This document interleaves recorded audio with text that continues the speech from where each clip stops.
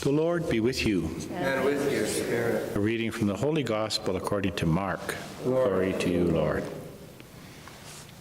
Jesus and the disciples passed through Galilee.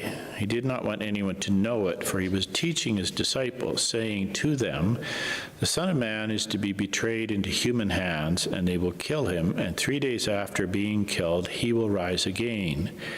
But they did not understand what he was saying and were afraid to ask. Then they came to Capernaum, and when he was in the house, Jesus asked them, "What were you arguing about on the way?" But they were silent, for on the way they had argued with one another who was the greatest. Jesus sat down, called the 12, and said to them, "Whoever wants to be first must be last of all and servant of all." Then he took a little child and put it among them, and taking it in his arms, he said to them, "Whoever welcomes one such child in my name welcomes me, and whoever welcomes me welcomes not me, but the one who sent me." The Gospel of the Lord. Praise to you, Lord Jesus Christ. So actually that gospel was from Tuesday when we were going to be here.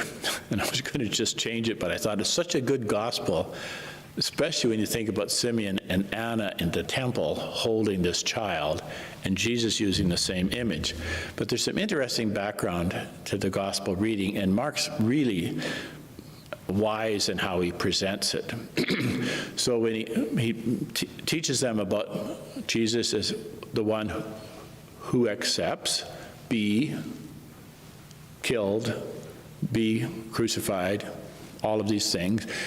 They don't accept that. And then we have this really interesting conversation. He says he waits until they're in the house, and then he asks, "What were you arguing about on the way?" Now, Mark wants us to hear those words because he's not just describing what was probably a historical event. This actually did happen. But by describing it using that language, his hearers, they would have realized, oh, that's us. Because in the house was the church. Their churches were really small. When they were thinking about in the house, that's what that would ring a bell, that they're in the house, they're in the church. And the early Christians, that's what they were called. They were called the people of the way. So when Mark uses that language, it's like Jesus is all of a sudden not talking to the disciples, now he's talking to the people, the church, right now. You are the people of the way, and you know better, is basically what he's saying. Because they knew the whole story. They knew that Jesus didn't come to provide some really sophisticated teaching. He came to show a particular way of living that was very humbling and very serving of others and attentive, especially to those who were vulnerable, whose lives were not in their own control. That's who we're supposed to be attentive to and who we're supposed to care for. And so he uses this image of a child. So when you think about the image of a child, children spend most of their life like this, you know.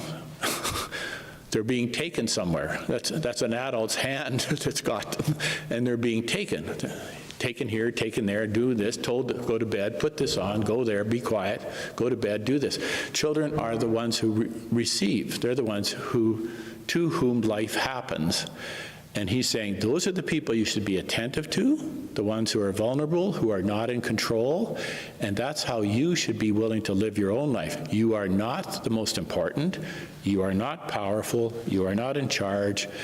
You are the ones who are going to suffer and witness and allow life to happen to you in imitation of the way life has happened to me. So as we celebrate this Eucharist today, we keep in mind that Jesus is going to put himself into our hands in the Eucharist.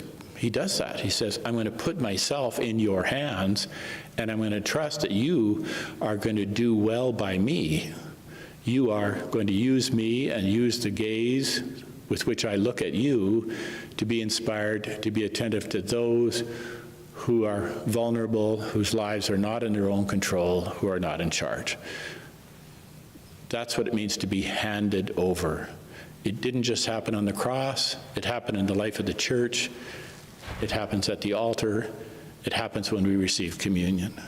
So let's lift up our prayers now for the church and for the world around us and pray that we'll be examples of this childlike faith that Jesus calls us to live today.